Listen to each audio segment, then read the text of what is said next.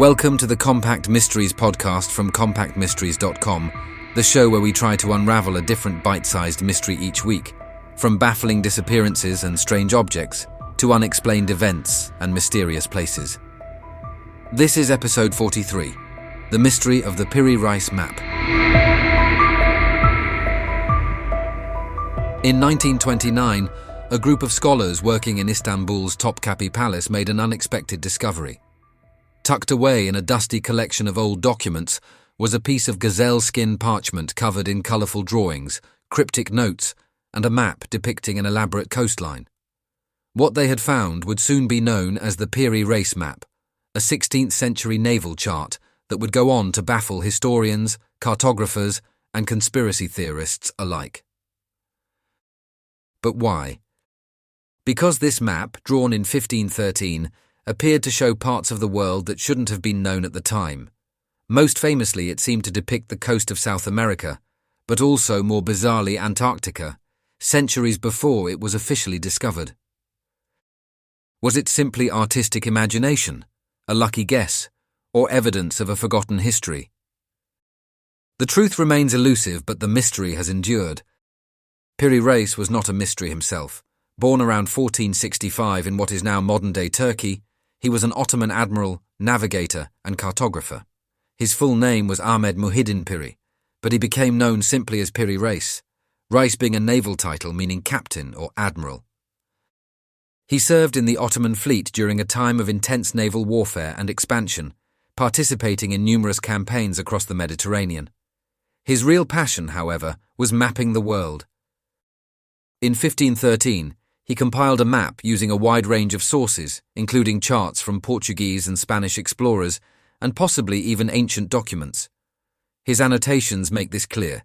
He writes in the margins that some parts of the map were based on sources from the era of Alexander the Great. Only a fragment of the original map survives, but what remains has been enough to fuel nearly a century of speculation. The surviving portion of the Piri Reis map focuses on the Atlantic Ocean. It clearly outlines the western coasts of Europe and Africa, as well as parts of the eastern coast of South America. These features are reasonably accurate for the time and are consistent with what European explorers had mapped by 1513. But then there is the more controversial section, the part that appears to show a southern landmass. Some have interpreted this as Antarctica, specifically the coast of Queen Maud Land, which was not officially discovered until the early 19th century. Even more puzzling, the map seems to depict this southern land without the thick layer of ice that currently covers the continent. This led some researchers in the 20th century to suggest that the map must be based on ancient sources dating back to a time when Antarctica was ice-free, a scenario that would place the original source thousands of years before the rise of known civilization. To skeptics, this sounded like fantasy, but to others it opened the door to astonishing possibilities. The idea that the Piri Reis map was based on much older sources comes from a 20th century hypothesis popularized by authors such as Charles Hapgood. In the 1960s, Hapgood argued that the map was evidence of an ancient seafaring civilization, one that possessed sophisticated geographical knowledge long before the rise of European exploration. According to Hapgood's theory, this hypothetical ancient culture had mapped the globe with surprising precision, including the coastline of Antarctica, when it was not yet covered in ice, potentially over 6,000 years ago. This knowledge, he suggested, was preserved through time and eventually incorporated into maps like Piri Reis's. Supporters of this theory point to the map's supposed accuracy, its references to ancient sources, and its inclusion of regions that were unknown to Renaissance-era Europe. Critics, however, argue that much of the interpretation is wishful thinking. Not everyone agrees that the map shows Antarctica at all. Some scholars argue that the supposed southern landmass is simply a distorted depiction of South America's southern coast, drawn in a curved or exaggerated way to fill the space. Others suggest that the map reflects the limited geographical knowledge of the time, where cartographers often filled in gaps with educated guesses or decorative illustrations. Piri Reis himself acknowledged that he compiled information from multiple sources, some of which were inconsistent or even contradictory. From this perspective, the map is remarkable but not miraculous. It depicts the world as people in the early 1500s imagined it, a blend of accurate coastlines, legends, and speculation. Still, the mystery refuses to go away. What makes the Piri Reis map so captivating is the way it sits at the intersection of history, science, and speculation. On one hand, it is a tangible historical object, a genuine artifact created by a real person in a known place and time. On the other hand, it challenges our assumptions about what was known in the early 16th century. Could a map from 1513 really contain echoes of ancient knowledge, or are we simply reading too much into a cleverly drawn chart? Some have gone even further. The map has been cited in fringe theories involving everything from lost Atlantis to extraterrestrial visitors. While these claims lack evidence, they highlight the human tendency to fill gaps in knowledge with imagination.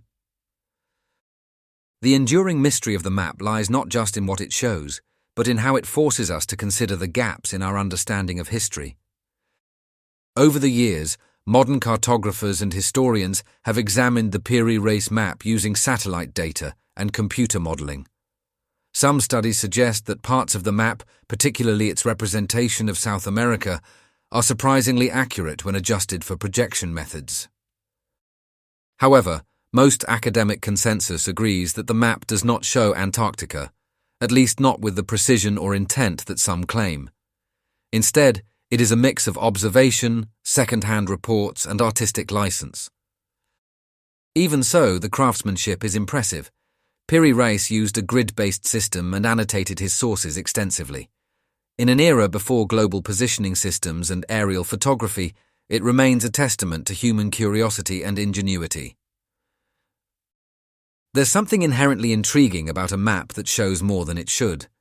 In a world where so much of history is lost or fragmented, the Piri Reis map offers a tantalizing glimpse into the knowledge and imagination of past generations. Was it a misunderstood product of its time, or a window into a forgotten chapter of human exploration? That question remains open. The truth may be more mundane than myth, but the allure of the map lives on. It reminds us that history is not just a record of what happened, but also a reflection of what people believed, feared, and dreamed. For now, the Piri Reis map sits quietly in a museum in Istanbul, its colourful lines still whispering secrets across the centuries. I hope you enjoyed that episode of the Compact Mysteries podcast from compactmysteries.com. If you did, why not leave us a review wherever you get your podcasts?